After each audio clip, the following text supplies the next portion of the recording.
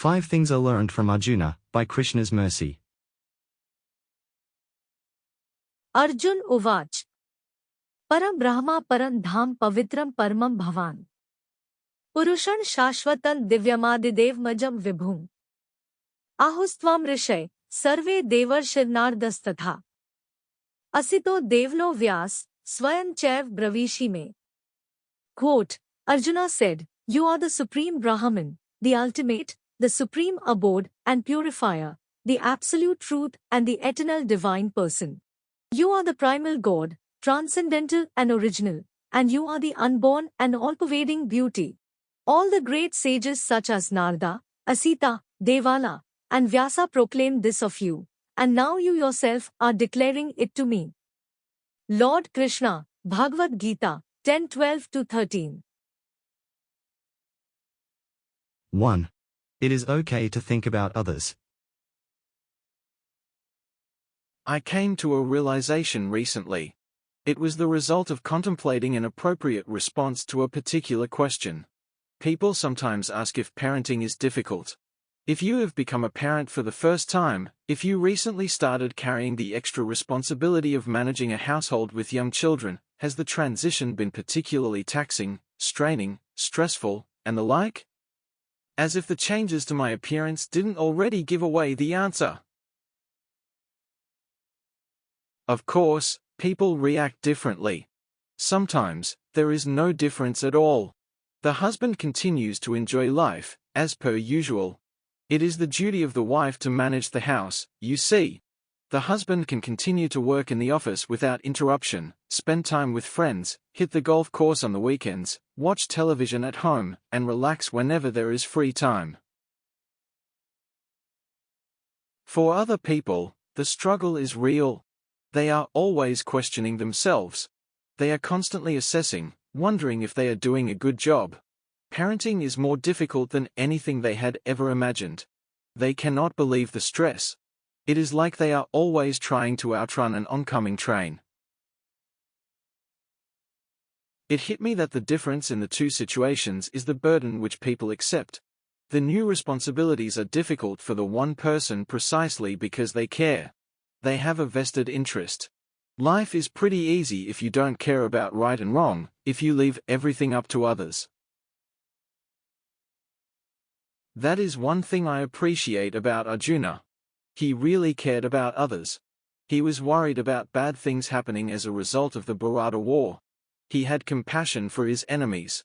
I know that Krishna mildly chastised him for this, on the basis that the compassion was potentially a diversion from Dharma, but I think the concern reflects well on Arjuna. It shows just what a kind-hearted person he is. Shri Bhagwan Uvach. Kutastva Kashmalam Idam. Vishme Samupasthitam. Anarijushtam Asvargyam. Kirtikram Arjun. Quote, the Supreme Person, Bhagavan, said, "My dear Arjuna, how have these impurities come upon you? They are not at all befitting a man who knows the progressive values of life. They do not lead to higher planets, but to infamy." Bhagavad-gita, 2.2. 2. It is okay to ask for help. I appreciate that someone as great as Arjuna is not too proud to take an honest assessment of the situation. He is the greatest bow warrior in the world. You see athletes and honored celebrities carry around their accomplishments with them. The number of trophies they have won might be imprinted on the shoes they wear at a particular event. They insist upon being formally introduced as the winner of this or the winner of that. Arjuna never did that, as far as I know. Other people honored him with different names, like Dhananjaya and Savyasachan, but I never got the impression that Arjuna was overly proud. He asked for help during a difficult moment. He approached someone else for guidance. That is not easy, especially when so many people might be envious. Arjuna was fortunate to have a great well-wisher nearby. Sri Krishna was not envious, and so he would never use Arjuna's supposed weakness against him. 3. It is okay to ask questions. I appreciate that Arjuna was not afraid to give it back to Krishna, on occasion. If there were logical inconsistencies, if there were truths that did not make sense, if there were blatant contradictions, Arjuna felt comfortable in voicing concerns. 1 minute you are telling me to work and the next you are telling me about renunciation. You are telling me about speaking the same wisdom to the sun god, but how can you possibly be that old? You describe the impersonal and the personal, and so which one should I worship? Because of Arjuna's candidness, though in the role of disciple, the person who hears Bhagavad-gita benefits so much. They at least get explanations to resolve the contradictions. I admit that those topics are difficult to understand, but those questions show just how intelligent Arjuna is. 4. It is okay to regret past behavior.